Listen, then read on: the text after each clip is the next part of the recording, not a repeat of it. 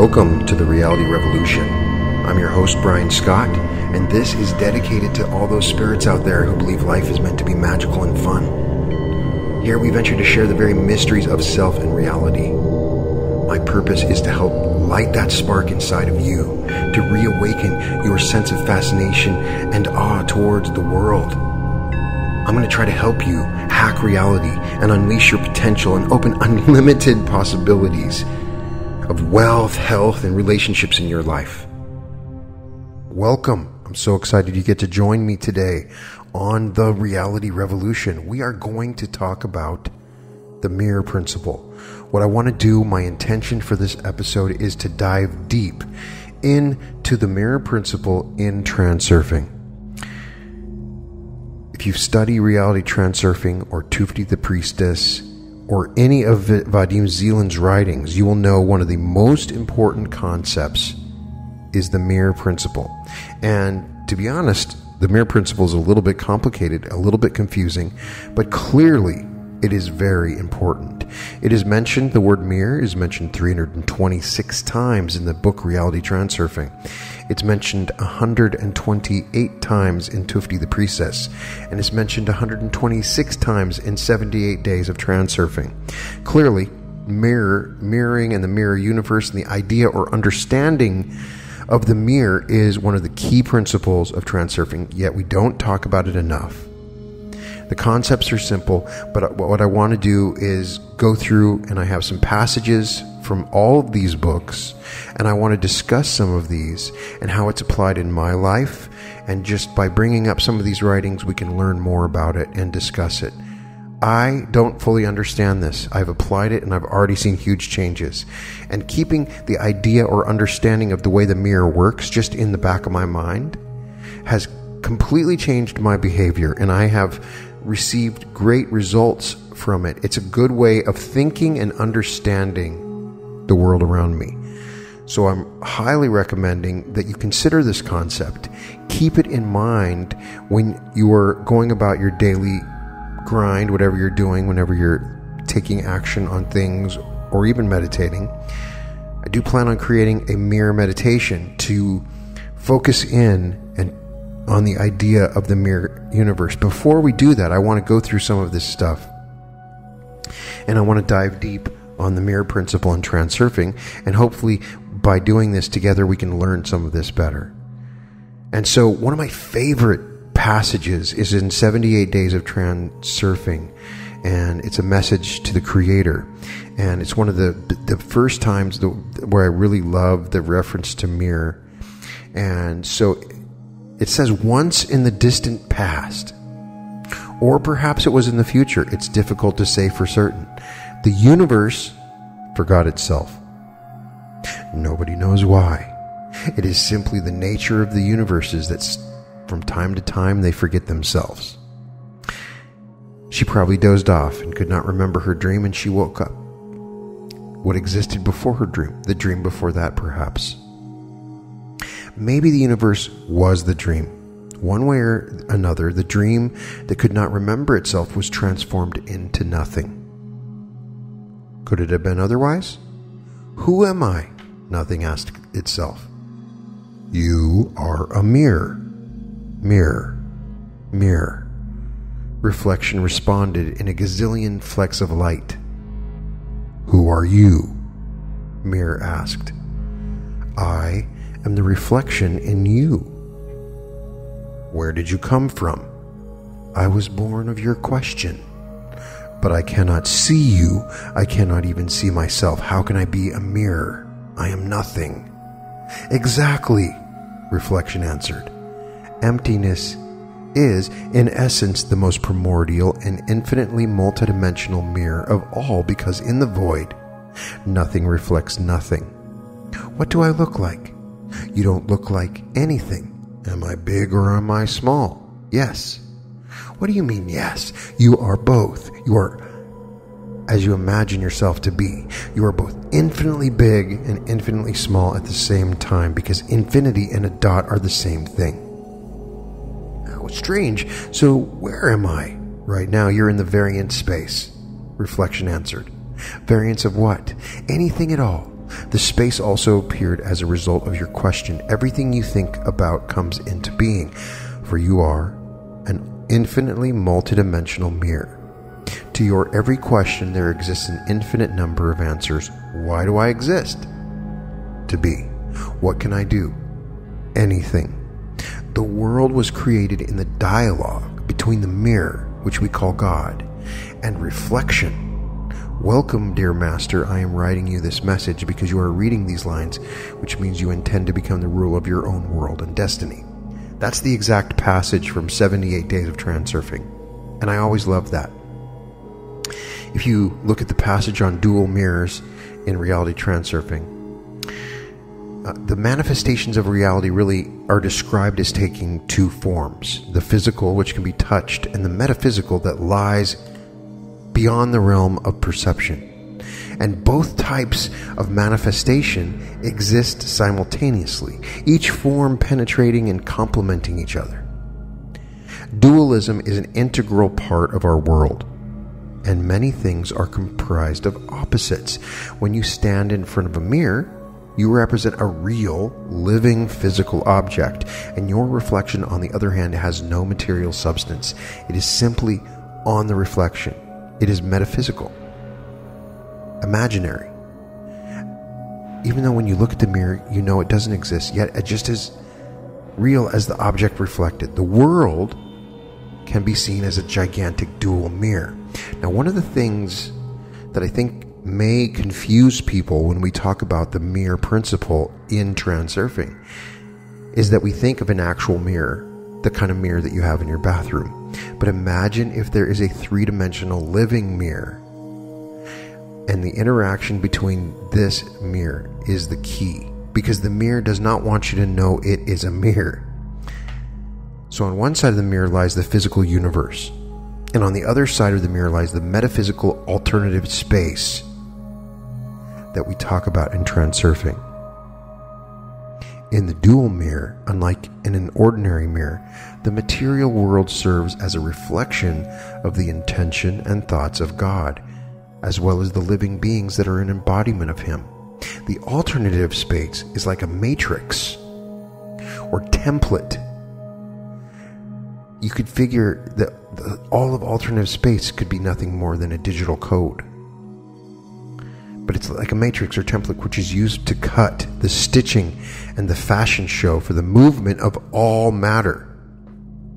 The alternative space contains information relating to what can happen in the material world and how. The number of possible realities it contains is infinite. Each alternative represents a sector of the field that is made up of scripts and scenery, i.e. a trajectory for the movement of matter. So understand this is a description of the alternative space, and it's important to understand that specific description because it's being referred to when we talk about the mirror principle. We are dealing directly with the alternative space when we're talking about the mirror. A lot of times we don't see that being referred to when we talk about this stuff. So that is, the mirror therefore separates the world into two halves: the actual and the imaginary. Everything that has acquired material form lies in the real half and develops in accordance with laws of natural science.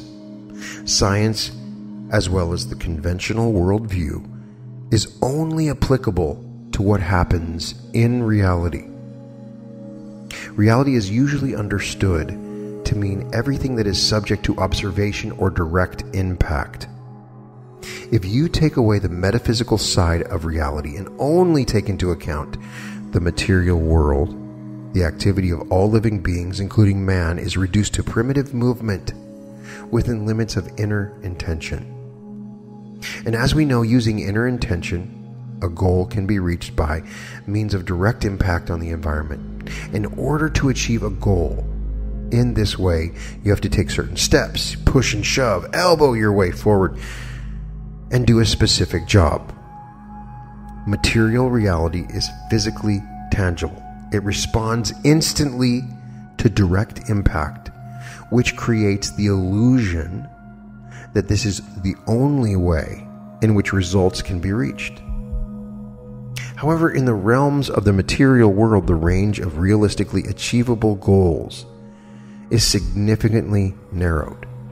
You can only count on things that are present. Everything depends on finances, which are usually lacking, and opportunities that are severely limited. Absolutely everything in this world is seeped in the spirit of competition.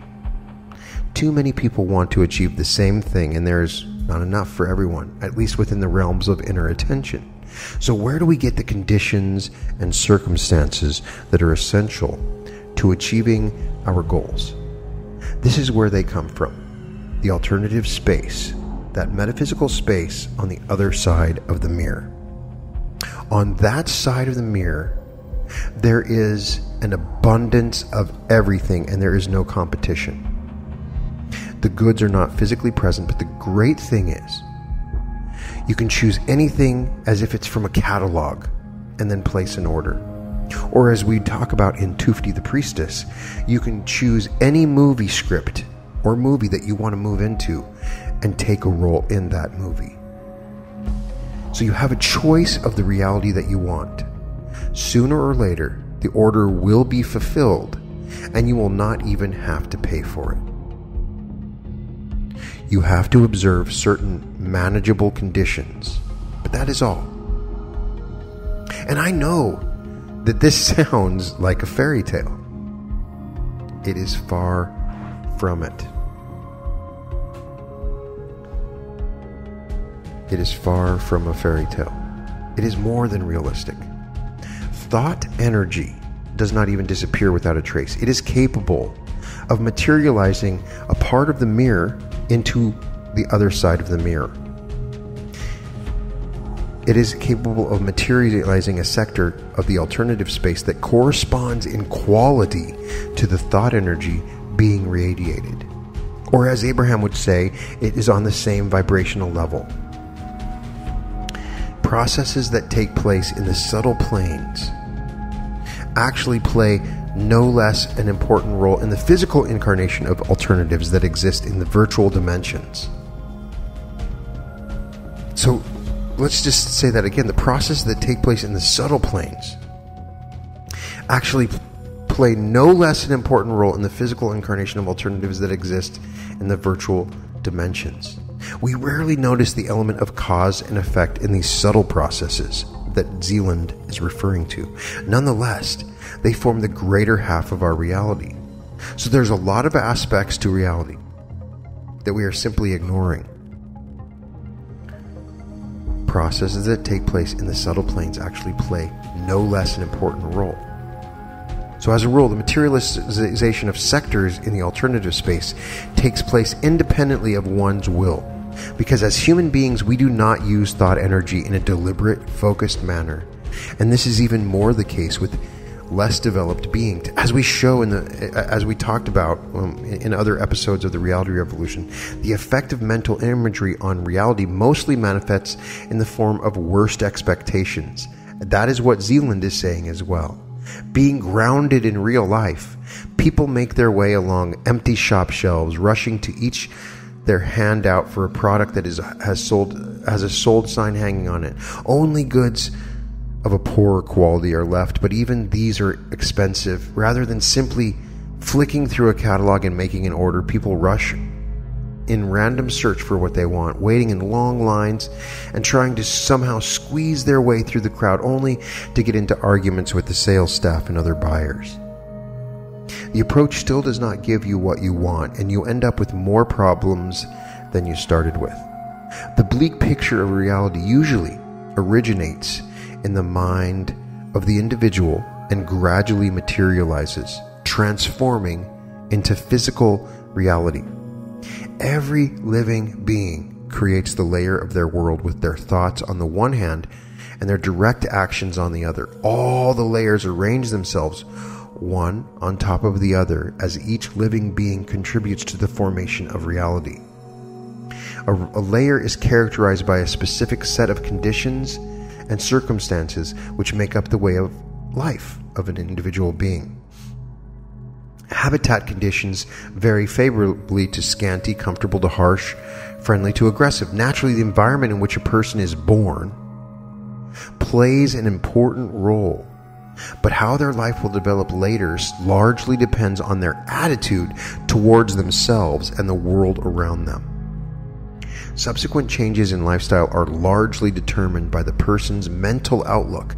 The sector of the alternative space that becomes embodied will correspond in script and scenery to the nature and direction of that person's thoughts. So 2 factors take in the creation of an individual layer of reality. There's inner intention on one side of the mirror and outer intention on the other.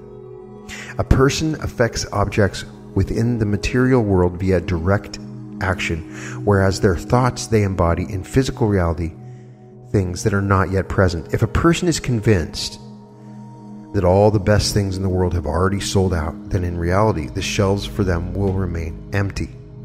If they think that they have to wait in a huge line for hours and then pay a large sum of money for that is what will happen. If your expectations are pessimistic and filled with doubt, they will instantly be confirmed by the mirror. If you expect the worst to happen, the worst will happen. If you expect that you won't find love, you won't find love. If you expect your car to break down, your car will break down. If you expect to encounter a hostile environment, your premonition will be realized. However, if a person allows the innocent thought to permeate their being that the world has saved the cream for them, this too is what will become manifest. What we're talking about is no different than just basic law of attraction teaching, but understanding it with the concept of the mirror helps you to understand a little bit more specifically how your thoughts manifest specifically.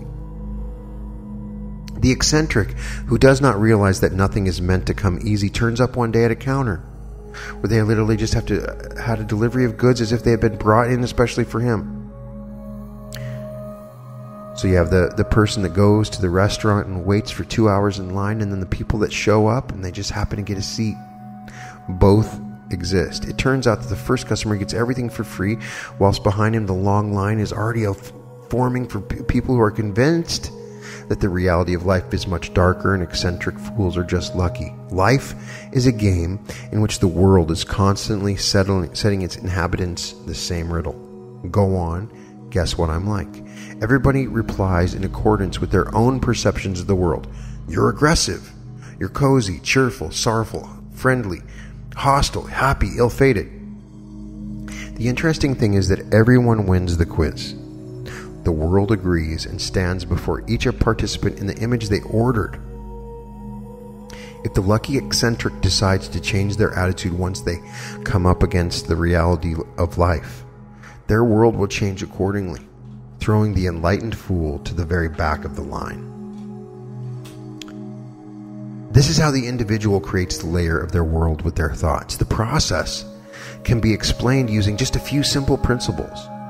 The first mirror principle is this: the world is like a mirror that reflects your relationship to it.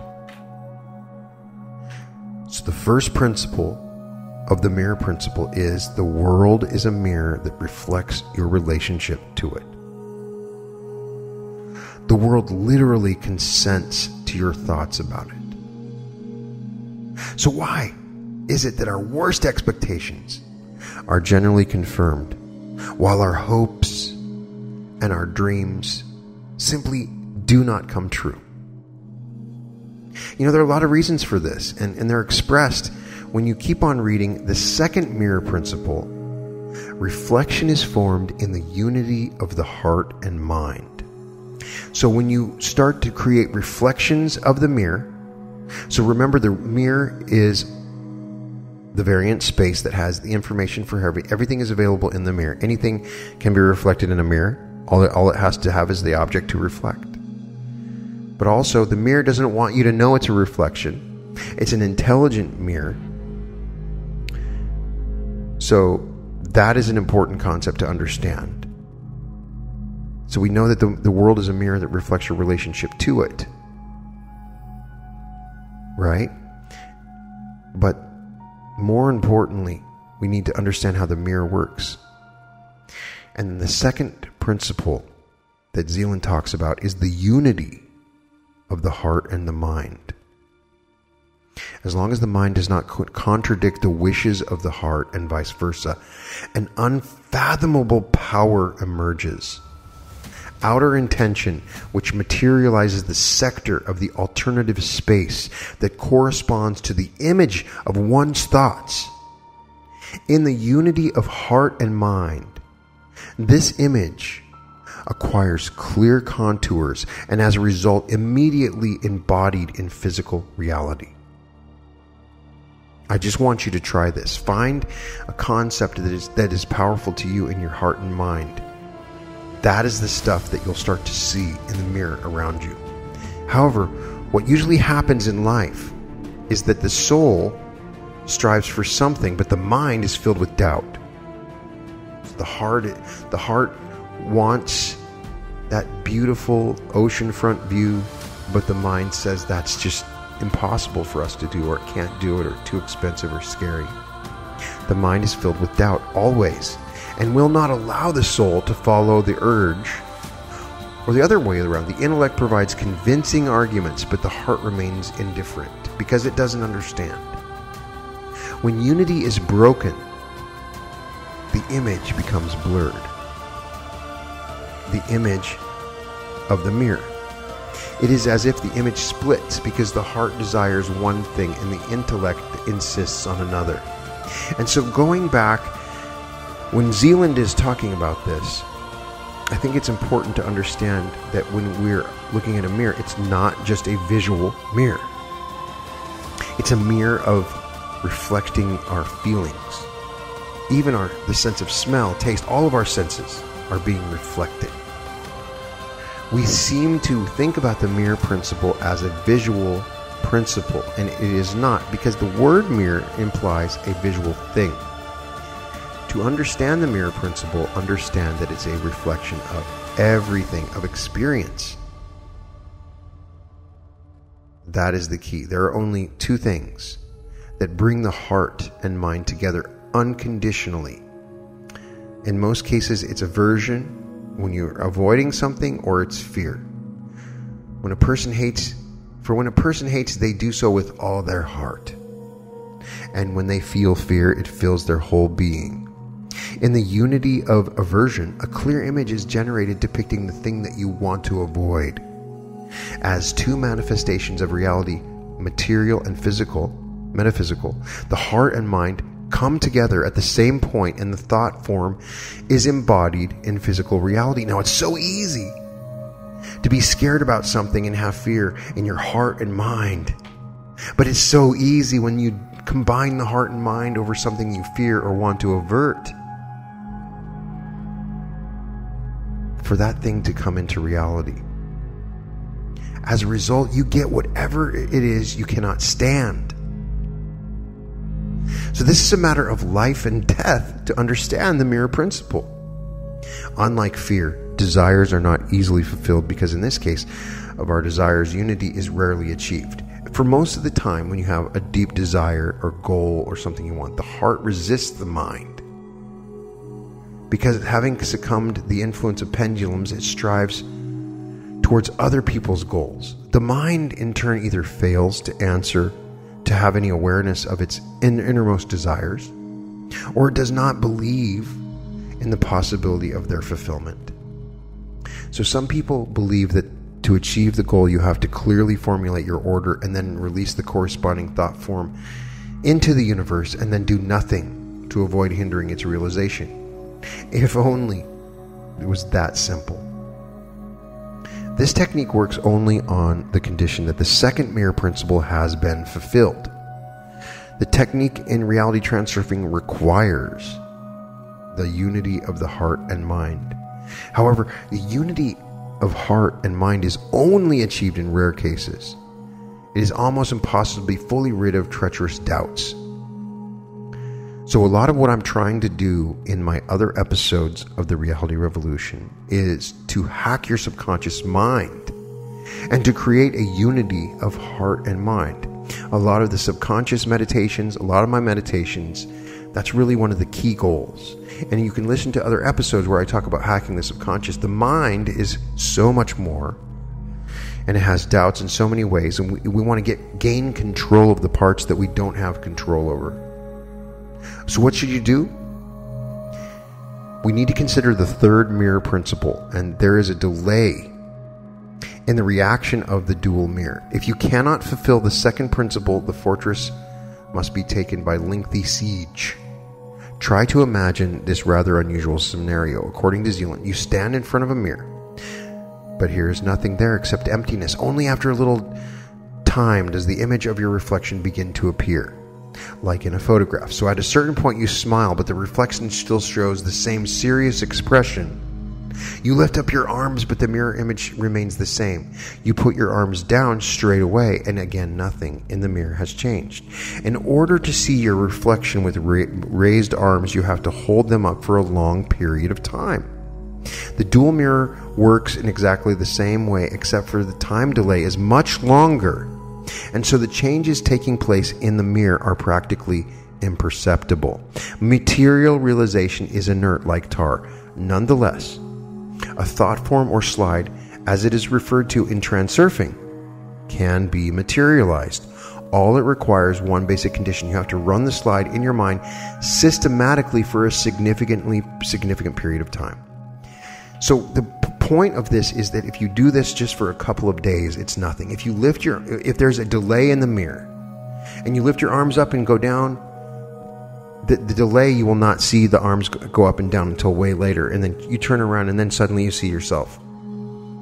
So in order to get the constant flow and the constant reflection back from the mirror, you need to continue to do these exercises, visualization exercises, affirmation exercises.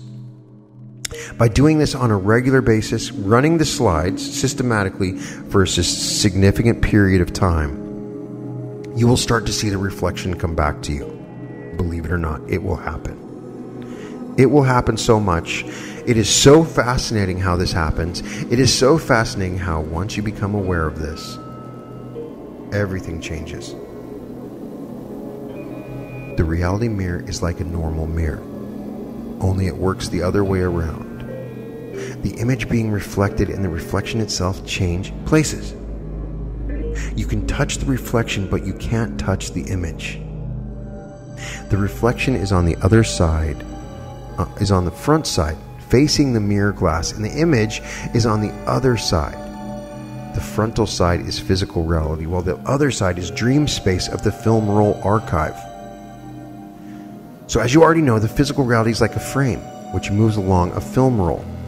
Only the film roll is primary, and the film itself is secondary, and so physical reality is a reflection of the object located somewhere there on the other side, and there in the film reel archive, there are multiple versions of the future. Now, does that sound confusing to you? I understand. It's confusing, but it's also very simple. Judge for yourself. If the future is located on the other side of this reality mirror, can one somehow influence it with a usual force, which only works here on the front side of the mirror? It's not an option. You could bust a gut with effort, but it still couldn't work. Can you? Yes, yes, yes. Yes, you can. So as not to explode and to have the future you want, you must act from the other side of the mirror in accordance to the reality mirror rules, not the ordinary rules. So literally, if you want to be a rock star, you need to act like a rock star long enough so that you see a reflection of it in the mirror. And sometimes that delay can be a long time, but you have to believe it. You have to express feelings of it. It has to become real, and then outer intention will start to change through this mirror principle, like magic, because it is magic. Even though it's not magic, it's just the way the universe works. How do you get there to the other side of the mirror glass? When in the process of waking up, you disengage from the script and practically fall into the world behind the glass. When you wake up in the eternity archive. When you go about the process of waking yourself up, that's when you wake up on the other side of the mirror glass. This cannot be seen overtly, and the reason it can't be seen is that the surface of the reality mirror is not a surface or wall as such, so much as an intangible transitional boundary between the object and the reflection. Next time you go for a walk, realize what you're seeing. There is a point where the mirror begins, right in front of you, and you cannot see the line. But just know that you are looking into the mirror all the time. Everything is the same on both sides, and they look identical. Only on one side, the image is material that you can touch, and on the other, it is not. And as you move towards the mirror will back up, and you will be able to touch the physical reality. On the frontal side of the mirror, there is your material mannequin. The word mannequin is used in Tufti a lot. And on the other side is a virtual one. When you wake up, your attention passes through the mirror boundary into the virtual mannequin. It is your attention that moves, not your body. It is your attention that moves. But this is sufficient because you are your attention. Both bodies, virtual and material, each on either side of the mirror, move in unison. It's a matter of where your attention is focused. If it is focused on the manifest frame, then you are totally engrossed in the script. If it is focused on the other side in the mirror, the image frame, then you are free to move both yourself and impending reality. So when they say to propel yourself, it means in the sense that you're self-aware and arbitrarily in control of your own motives and actions outside of the script. Inside the frame, you move in the usual way with your hands and feet, using physical force. However, you move reality in a completely different way.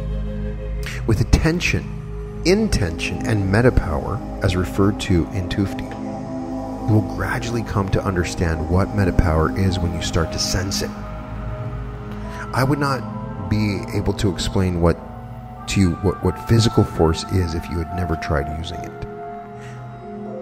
The same goes for meta power. You have to feel it and develop it. Your plate or plate is your meta power tool.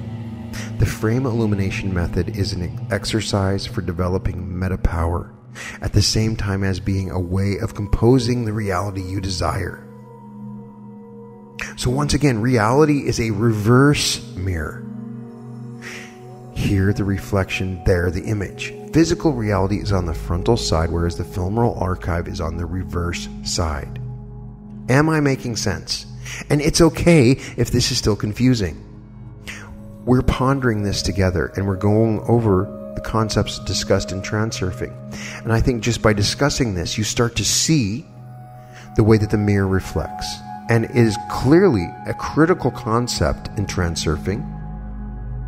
So on awakening, attention shifts to this virtual mannequin in the world inside the mirror. You must be a little confused by the notion of falling into some world beyond the mirror glass without even noticing it.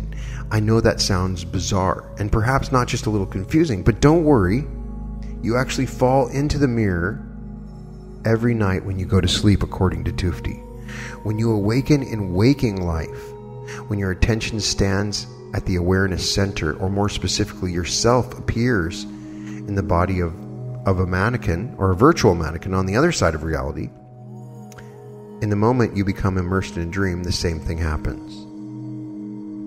The difference is that in waking, you have the reality on both sides of the mirror, the material and virtual side. In a dream, reality and mirror world are not concordant. The material world remains in place, whereas your attention flies far away into other worlds. Plus, the difference is that in a dream, you sink even more deeply into the script. Whereas when you awaken in waking life, and you say, as Zeland tells us to say, I see myself and I see reality, you free yourself from it. Remember, we talked about the fact that when you are not self-aware, the script pulls you along by the tip of your plait.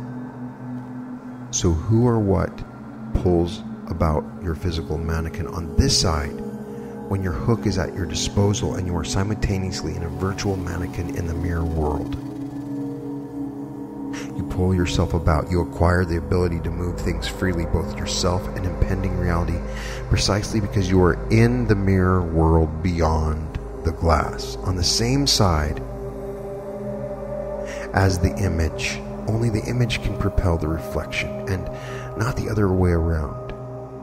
Strictly speaking, the physical mannequin and the material reality are not so much a reflection as a materialization of the image. One way or another, you can manifest reality that has already occurred, remember, from within realization frame, from in front of the mirror. However, the impending reality is still just an image. The image can only be propelled from within the frame of the image, from the other side where the image is located. This requires shifting into a mirror world. Now, according to Tufti, the whole scenario should be clear to you. Here in the manifest frame we have to manage, there we can direct. And now we can come right to the notion of meta power. So what Tufti says is, I feed my hope of even the faintest glimmer of understanding from you, my feeble-minded ones. Don't complain, don't cry, my little whip smarts. What is the difference between reality and the mirror world? So what does Tufti say? Everything is material there, it's all virtual. As far as force is concerned, you won't be able to apply it to an immaterial object, which is why here, what works is force, and there what works is meta power. So Tufti is making a distinction between meta power and force. It's simple an idea to contemplate on, that we don't have physical control over these virtual things. From this side of the mirror, action. From the other side of the mirror is emotional, is an illusion. So what does this mean? The whole point of imitation is that you don't have the right to disrupt established order of things. The order of things is such that you have to participate in the action and obey the script.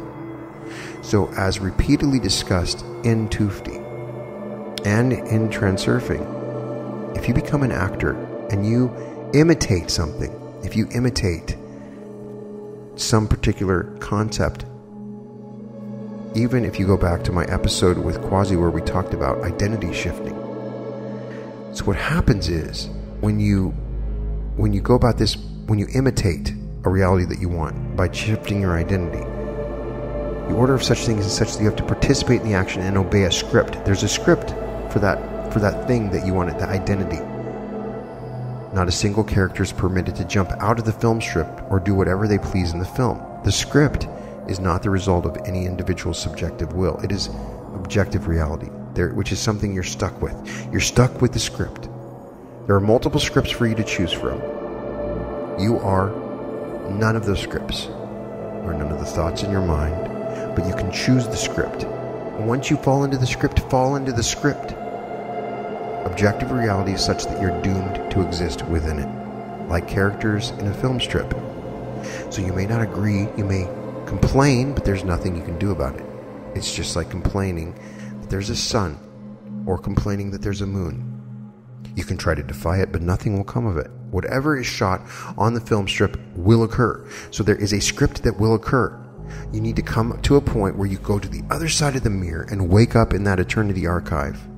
Propel yourself into a script that you want. And they're all available. All possible scenarios are available. You need to find the script for it. And it's not going to be exactly what you want. There is something going on with the other side of the mirror. It doesn't want you to know that it's alive and that it is a mirror. And I continue to say that. It's important to understand. Everything around you looks the same as it did before. You don't feel as if you're observing events from somewhere beyond the glass. And yet, there you are. But now you're there. You acquire the ability to compose reality and choose a film role, not change the one you're in, not refuse to participate in the action, but just choose a different one. You may not have free will in the script that you're in, but you can choose a different one, the one you want. Does that make sense? So as before, you will still continue to play the role prescribed for you in the script and perform your daily functions. But unlike the other characters, whilst you remain in a state of awareness, you will get something more. The ability to replace the current film roll. At the same time, you retain a certain perspective as if none of it were anything to do with you. The order of things has not been disrupted. You are neither spotted nor caught. Everything has turned out the way you want. This is what he calls the imitation game. Wandering around a motion picture like a live character, making yourself out to be inert, and you change the reel as you see fit, and nobody suspects anything. The script doesn't suspect, and neither do the characters. So there's something very subtle that Zeland is saying right there. You don't have control over your thoughts. You have control over the choice of script that you choose, and the script will take over. So if you imitate a script out in the alternative space, it will start to take into creation. There's a leap of faith that's required with what I'm saying, but it is absolutely something that you can do. And that is why I challenge you. Imitate what it is that you want. Okay? Imitate what it is that you want. If you want to be a writer, imitate being a writer. Eventually the reflection will come away that you're a writer. So the world is a gigantic dual mirror. Think about that. We're walking around with a gigantic dual mirror right in front of us all the time. We're not talking about that. And if you understand this concept, it gives you incredible power, but there is a delicacy to it. On one side of the mirror lies the physical universe, and on the other side lies the metaphysical alternative space. In the dual mirror, unlike an ordinary mirror, the material world serves as a reflection of the intention and thoughts, as well as all the living beings that are an embodiment of our thoughts. The alternative space is like a matrix or template which is used, and that is the thing to understand. Another interesting concept is the reality amalgam discussed in Tufti.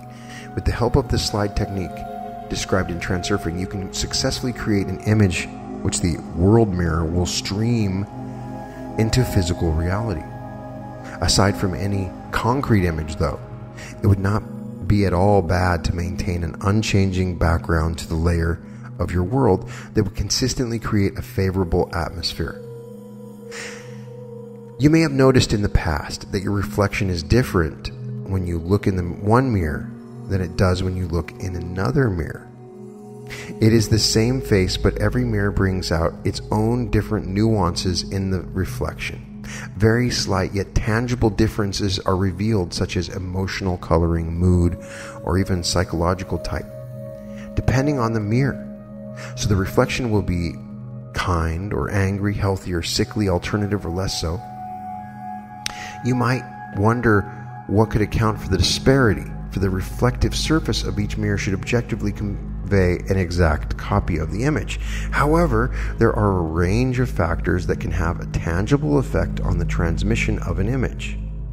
Like in a photograph, a lot depends on the lighting, a background color, and the mirror itself. I know that Venetian mirrors were noted in their particular charm as in the early Middle Ages. Venetian glass, mentioned in Tufti, was renowned throughout the world for its fabulous quality, but it was not the glass that gave the mirror its special quality. People noticed that for some unknown reason it was much more pleasant to admire the reflection in a Venetian mirror than in an ordinary mirror, as it gave the reflection of the face a noticeably more attractive look. It turned out the Venetian masters had their own special secret. They would add gold to the amalgam, the composition of the mirror backing, which had the effect of making warm tones dominate in the reflective spectrum. You can perfect a small part of the dual mirror for yourself, much like those Venetian masters. To make the layer of your world more cozy, you can try mixing in your own reality amalgam. The layer of your world consists of a multitude of different reactions relating to your relationships to yourself and to various manifestations in the world around you. It is essential to pick one particular line within the spectrum of these relationships to determine the prevailing background. You could, for example, choose the following formula. My world takes care of me. People will readily express their attitude to life when they are dissatisfied with something, whereas the When anything good happens, they take it for granted, almost indifferently. We do it unconsciously, reacting like oysters by force of habit. Now you can go beyond the level of oyster, wake up and use the advantage that you can express your attitudes to life consciously when you understand the mirror. Deliberately attune your outlook to align with the dominant idea that you will see how the mirror will react. It will be your first step on the path to shaping reality. Remember, when you were a child, the world really did look after you, but you did not truly value it, then taking it for granted. Look into the past. Perhaps you experienced this feeling when you were visiting your grandmother in the country. Cast your mind's eye back to those days in the distant past when you felt secure and serene. Fragments of memories can be very clear. It's as if a divine aroma is coming from the kitchen where your grandmother is still baking cakes. Or perhaps you're sitting on a riverbank with a fishing rod or sledging down a hill. What was it like then? Do you recall a feeling of serenity? It was like that then because the world did take care of you, and although you may have vaguely suspected it to be true, you would not have attributed it to any particular meaning. That said, you would not then have had any particular complaints to make either. Everything was just fine. Even when a child is playing, they do not put their heart and soul into their dissatisfaction. They'll scream and stamp their little feet, waving their hands about, and the world still carries the child carefully and caringly, no matter if the child is screaming, affectionately repeating, "What is the matter, little one? Did you make a mess and get yourself all dirty? Let's go and clean it all up, shall we?" As the person grows and develops, the world saves the best for them, making them gifts of exciting new toys and caring for them lovingly. The world takes care of its little charge, its favorite, its pet. The lucky child discovers all sorts of new pleasures whilst everything is new and fresh, unaware of the fact they are enjoying life in the moment. The person understands this is only many years later when they remember how good everything was in comparison to how it is now. So why is it then that with times all life's colors fade and light serenity is replaced with anxious concern? Perhaps it's because as we grow older, the number of problems we have to deal with increase. No, it's because we grow up, we adopt the tendency to express a negative attitude. Dissatisfaction is a more powerful feeling than the satisfaction that comes from comfort and being at peace. Failing to understand that we are in fact happy now, despite everything we demand more and more from the world. The charge's requests become bigger, and the charge itself more spoiled and unthankful. Naturally, the world cannot keep up with the charge's quickly growing needs, and the pet starts to make complaints, changing their attitude to the world. "You are bad. You did not give me everything I want. You do not take care of me." At this point, the negative relationship is charged with all the power of the unfulfilled soul and the capricious mind. The world is a mirror, and so it can do nothing except throw up its hands in dismay and reply, "As you wish, let it be your way." As a result, reality as a reflection of human thought changes for the worst. When things get to this stage, a person has more reason to feel dissatisfied, as a result of which relationship to life breaks down even more. And so the former favorite and pet is transformed into a grump, short-charged by fate and constantly complaining that the world owes him something. It's a sorry picture. People do not remember that they were the ones to ruin it all. Spotting less pleasant features in the mirror's reflection, they focus their attention on them until expressing their negative responses because an automatic response. As a result, everything gets worse than it was before, and the reflection reality gradually becomes dimmer, as does the image. This is why the layer of an individual's world loses its former brightness and becomes more and more dull and uncomfortable. However, you can bring it all back very simply. The feeling of calm serenity, the taste of ice cream as it was in your childhood, the feeling of newness, hope for something better, and the joy of life. You will not believe how easy it is, but you do not have to believe it. Try it. it does not occur to anyone that they can renew the layer of their world by taking control of their relationships to reality. Whatever you make of your perception of the world is what your world will become. This should not be interpreted as some wishy-washy challenge to look at life more optimistically, but as genuine steps to shaping your own reality. From this moment onwards, whatever happens, make it a rule to consciously control your outlook on life. I know that this, just to make it simplify, it sounds like we're just saying be positive. But it's actually an underlying overall filter that you're seeing the world as. It does not matter that right at this very moment things are not as good as you would like them to be. Things are not actually as bad, and they certainly could be a lot worse.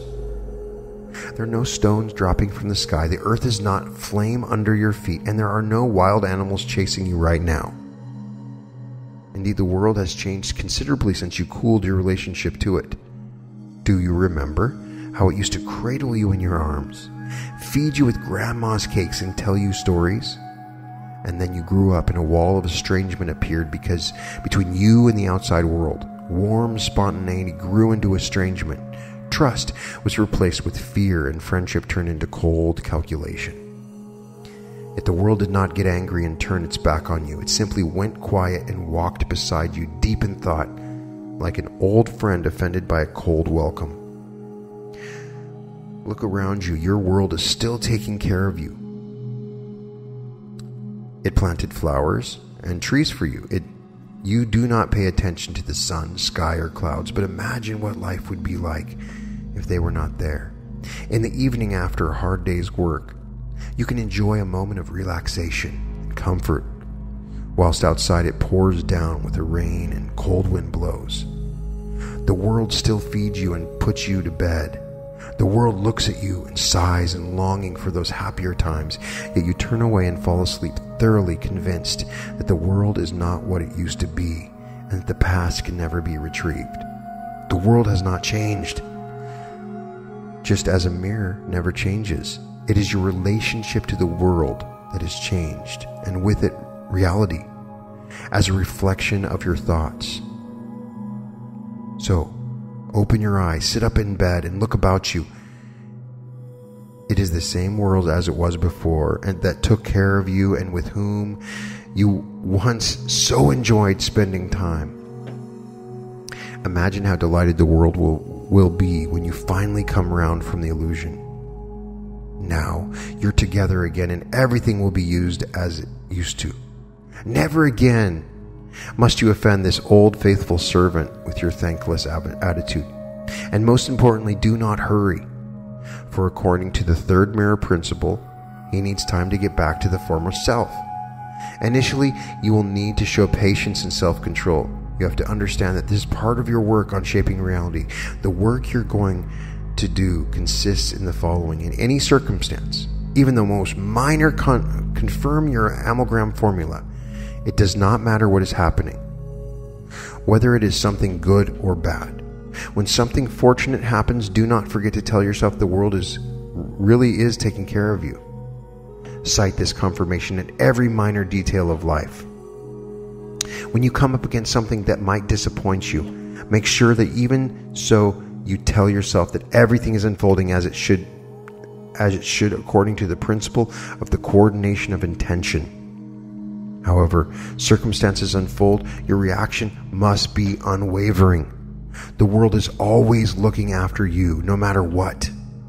If something happens and you're lucky, pay particular attention to what is happening. And if you're not lucky, observe the principle of the coordination of intention, and that way you will always remain on a successful lifeline.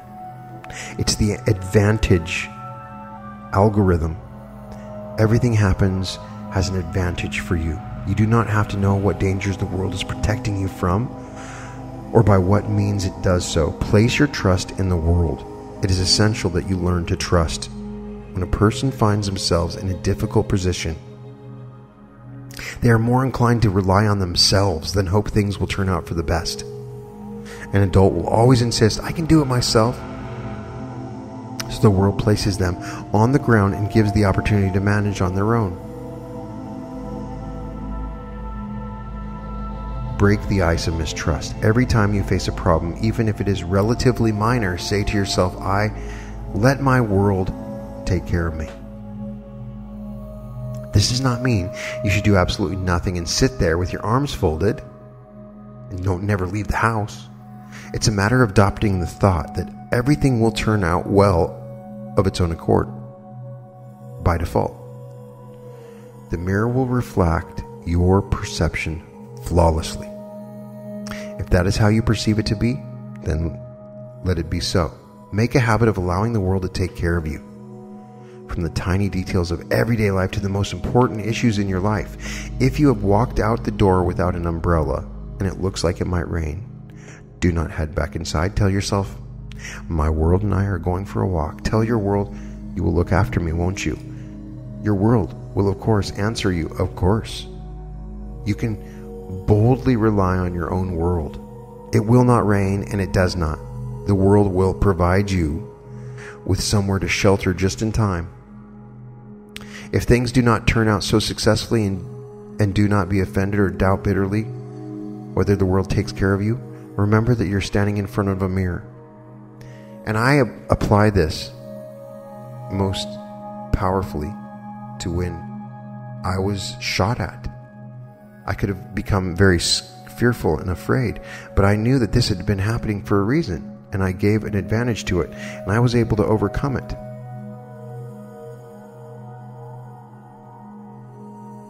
The most important thing is to hold to your overall course. You can rely on the world for all sorts of things if you allow it to take care of you. People are not capable of solving all their own problems. Give them to the world to deal with. The world has a measurable greater capacity to solve them than you do. For example, you cannot avoid all threats with the help of inner intention because the layer of your world intersects with numerous other layers. Rather than directing your intention towards your own safety, direct it towards creating a world that takes care of you and protects you. You can choose to have a world that is to your advantage, that takes care of you. Prepare yourself for a magnificent cascade of pleasant events when you do this. I'm not over-exaggerating. The layer of your world will literally become transformed in front of your very eyes. You'll be surprised at how quickly things start to change. And in this moment, you will realize that you will never look at the mirror of the world in the same way again. You will have experienced the rising wind of change. The wind will take care of you. You can be sure of that. Another interesting passage was from Chasing Your Reflection in Tufti the Priestess.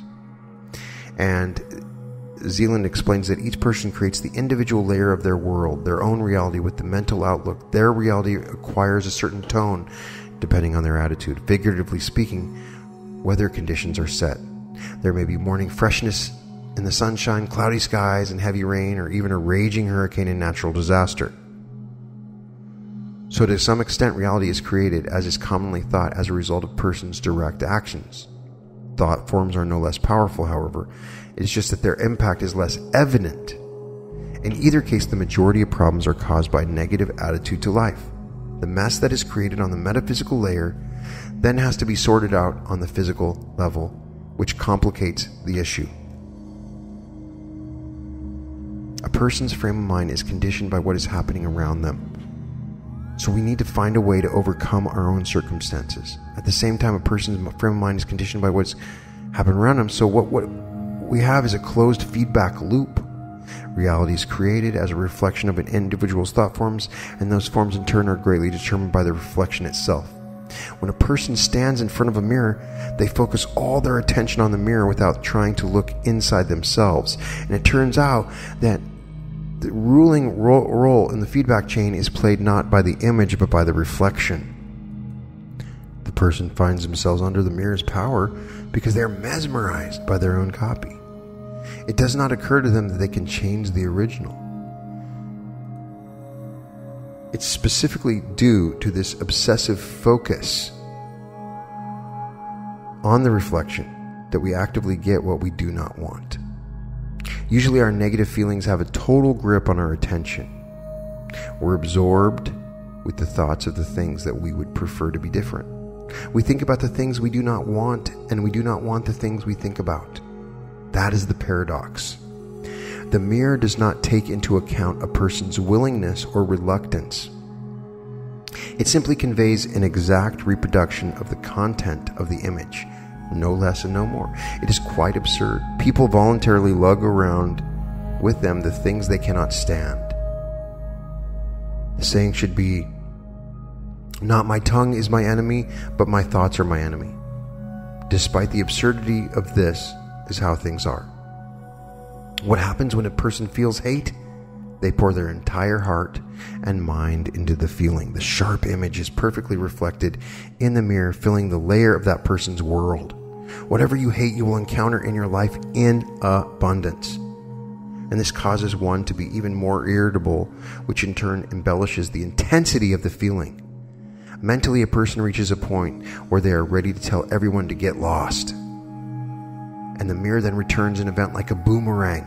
You told everyone to bugger off, and they did the same. Does this cause the number of problems to escalate? You bet, of course it does. If you stand in front of a mirror and shout, "Go to hell," the reflection will see them in the mirror as yourself going to hell along with the rest of your world. So when you're awakened in waking life, your attention crosses the mirror boundary and ends up in your virtual mannequin. When you fall asleep in bed and see a dream, the same thing happens, only quality is different. In your sleep, you can propel virtual reality. You can't influence physical reality. It would be more accurate to say you can, but it is very difficult, not a matter for snails. In a state of waking presence, you acquire the ability to compose impending reality, which will become physically manifest. However, there is one thing that you must understand for yourselves. When you compose reality, you are determining the end goal, the impending frame, not a chain of events. Composing reality is about choosing the film role, not about controlling the script. The script is beyond your power. You are not given to know what exactly the script should look like in order to bring you to your goal. And you don't need to know. You're working as a film projector. Once the goal frame is illuminated in your projector, the course of events will automatically turn as they should. Now, I use the metaphor of the projector with mirror a lot in here, but they are both used very similarly. All you're happening is with the film is an ongoing number of frames within a mirror. Reality isn't like a normal mirror. It's a paradoxical mirror, according to Zeland. Its paradox lies in the fact that when you look into it, you don't see yourself objectively as you really are. This is because the reflection is the set of the physical circumstances that surround you, the current frame. Your attention is totally immersed in that reflection. This means that yourself is literally pasted into the motion picture like a fictional character or an illustration in a book. Being a character inside a film, you aren't capable of changing or shifting the reflection in any way. You can't propel yourself either. Your eye dissolves into the frame and ceases to exist. You acquire the ability to propel yourself ahead and things outside of yourself when you pull your attention away from the motion picture or away from the mirror, which amounts to the same thing. Your body remains inside of it, in the reflection, but your attention is focused here, outside of the mirror, on the side of the image that is being reflected. And then you see yourself standing in front of a mirror and you see reality as a reflection of all your thoughts and actions. Only when you see yourself here, standing facing the mirror, you're able to propel yourself forward in such a way that everything is how I want it to be in the reflection. As you probably won't have guessed, we are talking once about your presence. You are your attention. You are either a living individual and you exist, or you're a paper person and you don't exist. You're one present in the film when your attention is focused on the auditorium, where you can see both yourself and reality. In essence, wherever the screen is, you'll find the mirror too. So the first thing you must do in order to shoot your own film is to wake up and become fully present. And that is the thing that is emphasized repeatedly. You must wake up and become fully present. You aren't watching the film as you usually do. You're living in it. Feel it. Open your eyes and look at everything that surrounds you afresh. Refresh your view. You'll notice that colors are richer. And now imagine how you would feel to be not a character in a film, but an objective outsider. You've entered the film as an insider. No one knows except you. In body, you are inside the film, but in your awareness, you are outside of it. Feel your individuality, your presence. And second, before you start desiring, expecting, and asking something of other people in reality, you must imagine that you're standing in front of a mirror and asking yourself the question, what must I do for the reflection to meet me halfway? Obviously, you have to make the first move. Instead of your usual manner of claiming the larger portion of the cake for yourself and harping on, give to me, you wake up and realize the reality mirror is simply presenting, repeating your movements. And if you want to receive something, you must first give something similar. It doesn't actually matter what that you give. Simply replace your give me with the opposite of here, take. Then if by magic in the reflection you'll receive the very thing that you wanted, what you give out is what you give back. We've heard of the concept of karma, talked about through the ages, what you reap what you sow. And all this time, it was the mirror reflecting back. Sometimes with a delay, but that is why karma is a real thing, because the mirror will simply reflect right back on what you do. That is why that's a real thing. For example, let's say you need love and kindness. Imagine yourself standing in front of a mirror. Move in such a way that you see these things in the reflection. How should you move? Don't seek love, radiate love. Don't look for kindness, radiate charm and be kind. Try the principle out for yourself. Whom do you find more attractive? The person who loves you or the person who is needy of your love? The person who gives you selflessly or the one who begs you for something? The person who is genuinely interested in you or the one who seeks your attention? From here, there emerges another effective mirror principle. If you want to win someone's favor or receive something from them, set yourself the goal of emphasizing their importance and help them in the process of their own self-realization.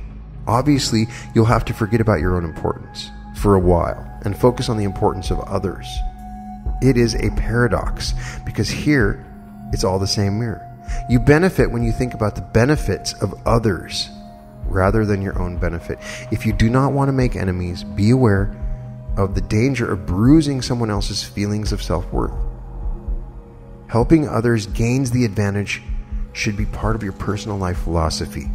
If you do this, you will have no difficulty with your own self-realization. Moreover, your own realization will be successful only when it benefits others. To directly influence the current course of events will either lead or have the opposite effect. Trying to influence other people, when you consider the mirror, Zeland says, is pointless. It's a mirror for you. There are characters who are being led by a script, just like you. Judge for yourself. Would you really allow yourself to be influenced? There's no persuading you. If you don't want to go in a certain direction, no one will be able to influence you otherwise. Is that not the truth? You can change the course of events in a movie by changing the film role, but never from within the film. The only way of influencing people indirectly is to enter into a relationship with them in accordance with the mirror principle. This is the only way of making people do willingly the thing that you would like them to do. Why should people want to do the things or give the things you would like them to do? The nature of reality is such that it's not just a film, it's a mirror, as we have talked about repeatedly in this episode. Composing the image has a similar effect to composing reality. Only the mechanism in this case is different, more mirror-like. You cannot shape the behavior of others like you do in reality. So the most important thing is to remember where you are. You are in a film that is a reflection, surrounded by fictional characters, being directed by a script.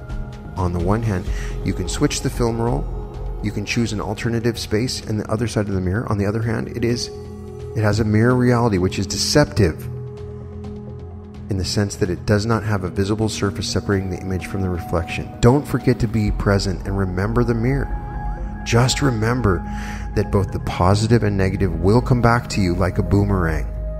When you are being fully present in the moment to those who are still asleep, you appear, according to Zeland, you appear as a firefly, all cute and inviting. So being awake will be noticeable. So now we've talked about this principle of a three-dimensional mirror, and you know the subject and the reflection in the mirror are concurrent. So what does that give us? It means that the image you create can become a reflection, and the reflection can flow back into the image. In other words, you can turn a reflection into an image by pretending you have something you don't, or that you are already the kind of person you have not yet become. For example, you want to have your own home. You wander around the shops looking at furniture and items to decorate the interior as if you already own it. Or you might want to be wealthy, so go look at expensive things, cars, yachts, spas, and resorts.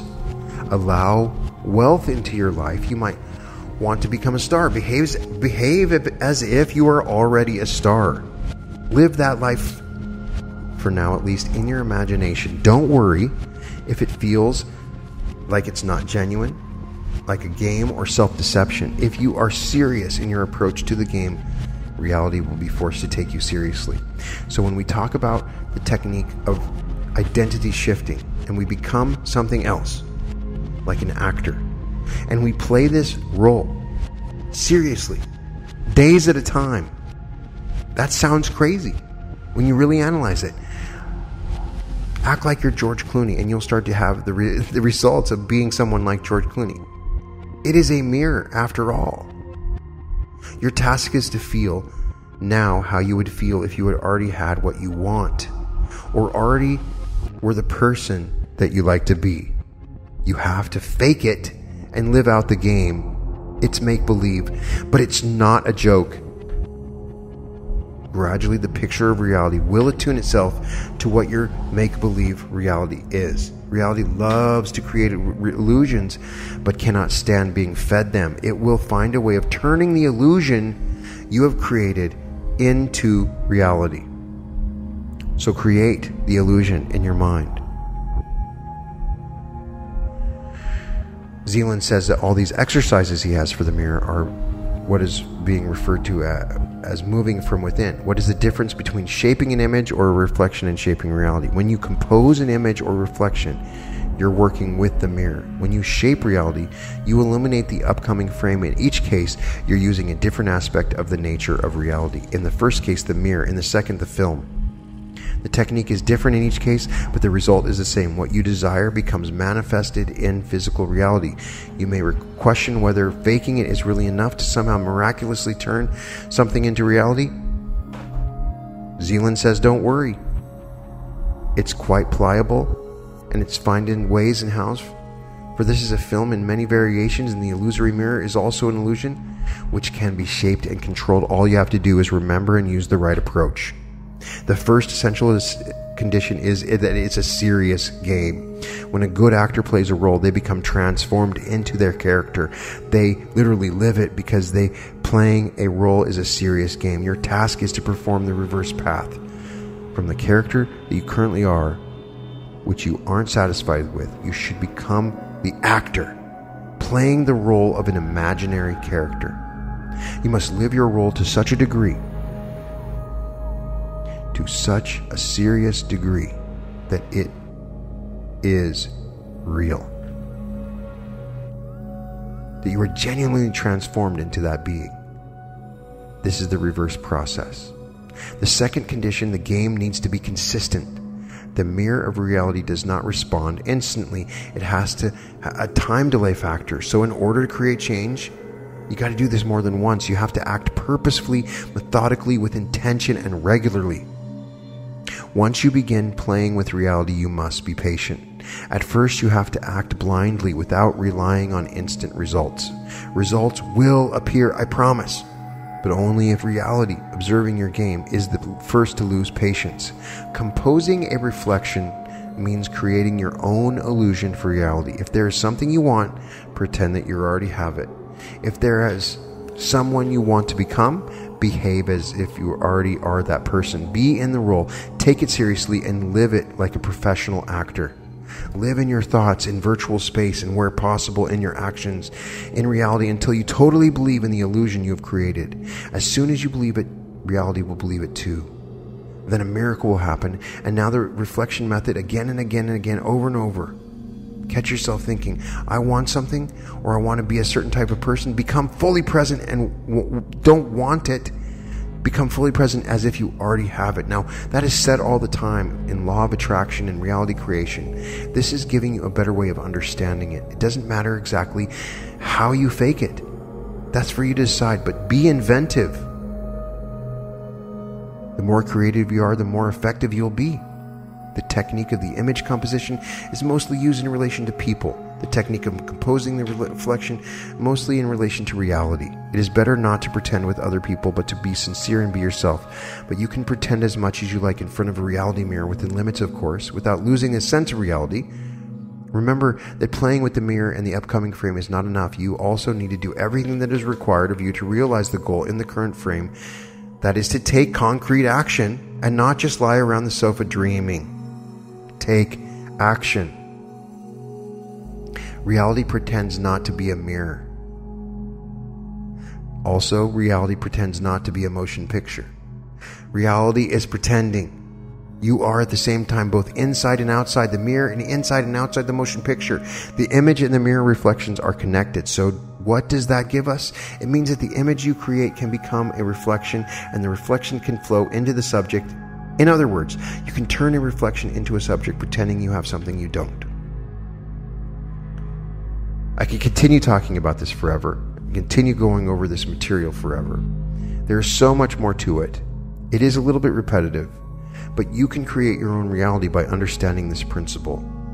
Become the person, by acting like the person, become the person that you want to be, and reality will begin to create, transform your outer intention all around you for what you want.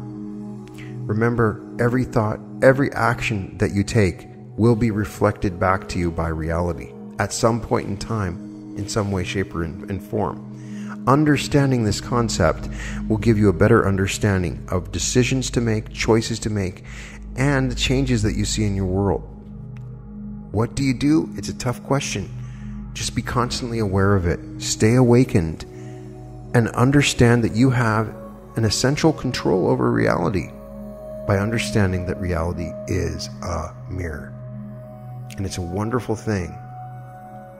And as we said in the beginning, emptiness is in essence the most powerful, primordial, and infinitely multidimensional mirror of all, because in the void, nothing reflects nothing. And the entire universe is a gigantic mirror.